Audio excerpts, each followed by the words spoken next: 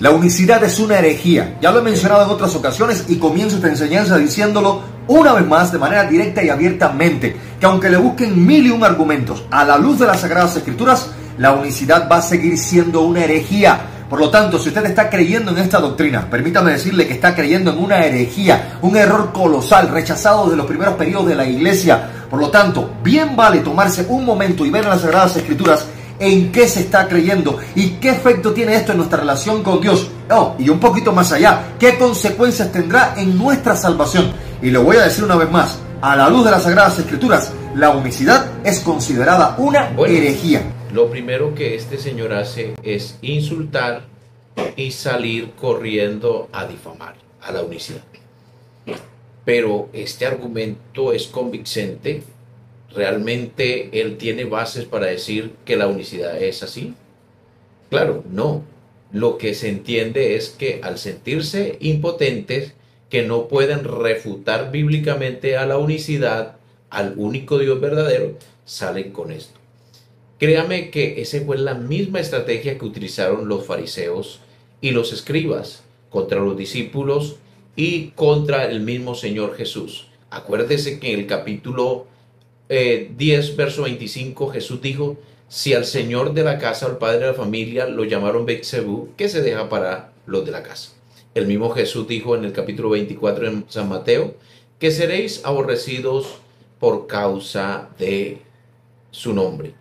Ahora, él dice que fue condenada como herejía por la iglesia en el tiempo de antes. ¿Pero qué iglesia fue esta?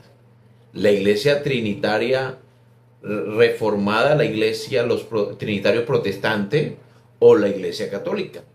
Si él dice que fue condenado por la iglesia, entonces también tendría que ser el católico, asumir que él también es católico, porque la iglesia o la religión que condenó a los primeros cristianos, que se le llamaban monarquianos, fue la iglesia católica. ¿Y qué implicaciones tiene en la salvación? Creer en la Trinidad tiene muchas implicaciones negativas y ahorita lo vamos a ver. Es una enseñanza que niega la Trinidad y sostiene que Dios es una sola persona que se ha manifestado en diferentes formas o modos, como son el Padre, el Hijo y el Espíritu Santo, pero que no son tres personas distintas. Esta enseñanza contradice la revelación bíblica de Dios como Padre, Hijo y Espíritu Santo, coexistiendo eternamente, como revela Mateo 28, 19 y 2 Corintios 13, 14 y Juan 1, del 1 al 3. ¿Será verdad que nosotros negamos la Trinidad? ¿Cómo se va a negar si no existe? Ahora, de otra manera, no solamente somos nosotros los que sostenemos que hay un solo ser, no persona, porque la mayoría de unicitarios no creemos que Dios sea una persona, creemos que Dios es uno, como la Biblia lo dice literalmente. La Biblia dice en Oseas capítulo 13, verso 4, yo soy Jehová tu Dios, desde la tierra de Egipto, no conocerás a otro Dios, ni a otro Salvador, sino a mí. Entonces, no podemos decir que hayan tres Salvadores, hay un solo Salvador, como dice la Biblia, yo Jehová, y fuera de mí no hay quien salve. Eso lo dice Isaías 43, el verso 11. ¿Será verdad que nosotros negamos que hay un Dios que existe como Padre, como Hijo y como Espíritu Santo? ¿O acaso este señor lo que dijo ahí no son terminologías unicitarias? Lo que nosotros decimos es que Él es el Padre, es el Hijo y el Espíritu Santo, como Padre, como Hijo y como Espíritu Santo. Por lo tanto, Él le está dando razón a la unicidad. Ahora se enreda y dice que es coexistente como las tres personas, como Padre y como Hijo, en un solo Dios. Pero la pregunta sería, un Dios que es coexistente y coeterno, y si es coeterno, ¿cómo que el uno engendró al otro y el uno creó al otro? Entonces, esto no tiene coherencia. Mire que la doctrina de la Trinidad no tiene ninguna coherencia. Utiliza Mateo 28, 19 para decir que ahí están las tres personas divinas, pero el texto no dice, no habla en plural, el texto habla en singular de uno que es Padre, que es Hijo y Espíritu Santo. La unicidad se confirma como una herejía a partir del hecho de que niega la distinción entre las tres personas divinas. Mire, Jesús oró al Padre, Juan 17:5, mostró comunión con él, Mateo 3, 16 al 17, y habló del Espíritu Santo como distinto a él, como dice Juan 14, 16. Sería bueno preguntarle a nuestro amigo trinitario, ¿a dónde hay una escena donde las tres personas divinas y distintas hablan e interactúan como tres personas? Porque aquí está hablando, insinuando lo que la Biblia no dice. Está diciendo de tres personas distintas. Es más, la Biblia cuando se refiere al Espíritu de Dios y al Espíritu Santo no se refiere como otra persona distinta. De hecho, la Biblia dice en el capítulo 3, verso 18 de Corintios, 2 Corintios, dice, porque el Señor es el Espíritu y a donde está el Espíritu del Señor, allí hay libertad. Entonces, no hay tres personas distintas y divinas. Eso no lo dice la Biblia. Es más, pudiéramos también preguntarle, hacerle interrogante. En Juan capítulo 17, ¿de qué forma habló Jesús? ¿Como otro Dios orando a otro Dios? ¿O como un ser humano, un simple hombre que tiene necesidad de orar a un Dios? ¿O como el Dios trinitario que se clama a sí mismo? Sería bueno que usted nos respondiera esa pregunta. Ahora también, ¿será que la Biblia avala esa terminología de tres personas distintas y divina? ¿Será esto bíblico? ¿O cuando se conoció ese término de tres personas distintas y divinas para referirse al único Dios verdadero? Vamos a preguntarle a Brian. Brian, por favor, regálanos ese datico. Pastor, Jader Smith Cadavid. Aquí le doy la información que necesita. El término personas distintas y divinas se utiliza en la teología cristiana para referirse a la Trinidad desde el siglo IV. A continuación, te presento algunos hitos importantes en la historia de la teología trinitaria. 325 después de Cristo. El Concilio de Nicea establece la divinidad de Jesucristo y utiliza el término homoousios, de la misma sustancia, para describir la relación entre el Padre y el Hijo. 381 después de Cristo. El Concilio de Constantinopla afirma la divinidad del Espíritu Santo y establece la doctrina de la Trinidad. Siglo V. Los padres de la Iglesia, como Agustín de Hipona, desarrollan la teología trinitaria y utilizan términos como personas y sustancia para describir la naturaleza de Dios. 1215 después de Cristo. El Concilio de Letrán IV utiliza explícitamente el término tres personas para describir la Trinidad. En resumen, el término personas distintas y divinas se utiliza en la teología cristiana desde el siglo IV, pero se desarrolla y se precisa en los siglos siguientes. Brian, pero ese término no es bíblico. ¿Eso dónde lo podemos encontrar, Brian, por favor? Correcto.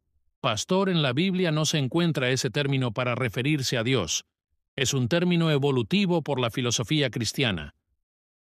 No, como acabamos de notar, la Trinidad inventa términos antibíblicos y así este señor tiene, para no ofenderlo, tiene la osadía más bien.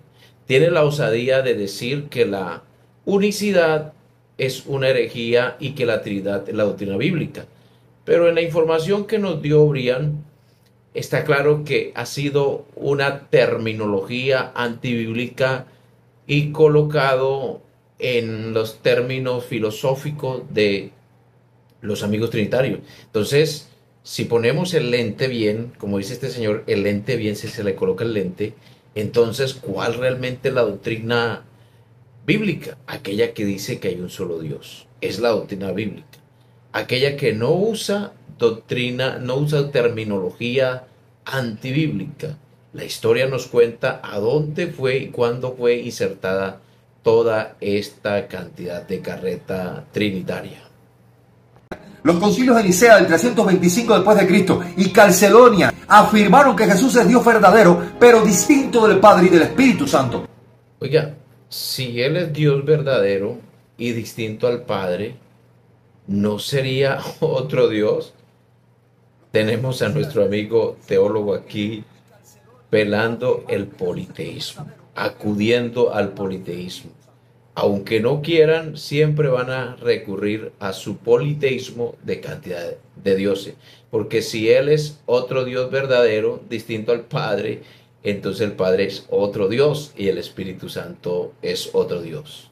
Por lo tanto, la unicidad es una herejía, lo va a seguir siendo, y la defensa que intentan hacer de esta doctrina los unicitarios está plagada de errores, que en su intento por establecerla solo terminan confirmando su doctrina herética, y que ha sido rechazada desde los primeros siglos del cristianismo. La fe verdadera confiesa que Dios es un único Dios en tres personas eternas, el Padre, el Hijo y el Espíritu Santo, y que fuera de Él, mis amados, no hay Dios. Buen material para uno refutarlo. Vamos a dejar en dos partes, parte 1 y parte 2. Oiga, observe bien la supuesta doctrina verdadera, cómo dicen lo que la Biblia no dice y niegan lo que la Biblia dice.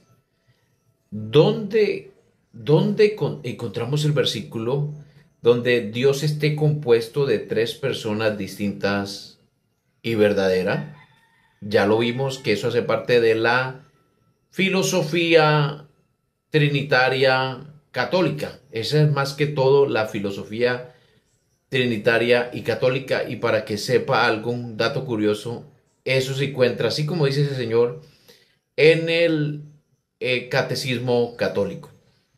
Pero la Biblia dice literalmente de que antes de él no fue formado Dios, ni lo será después de él. Yo Jehová, y fuera de mí no hay quien salve.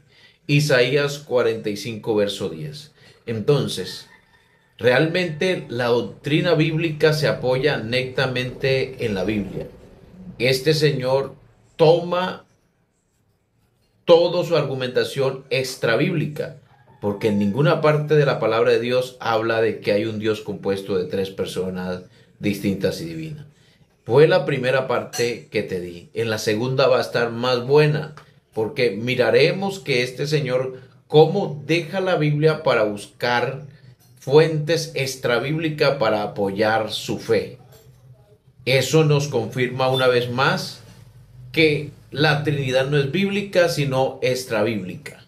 Tienen que irse a otras fuentes que no son la Biblia para poder desarrollar la Trinidad. Soy el pastor Jader Cadavid, y si te gustó esta enseñanza, por favor apóyanos, compártela y dale seguir a nuestra página y darle me gusta. Dios te bendiga.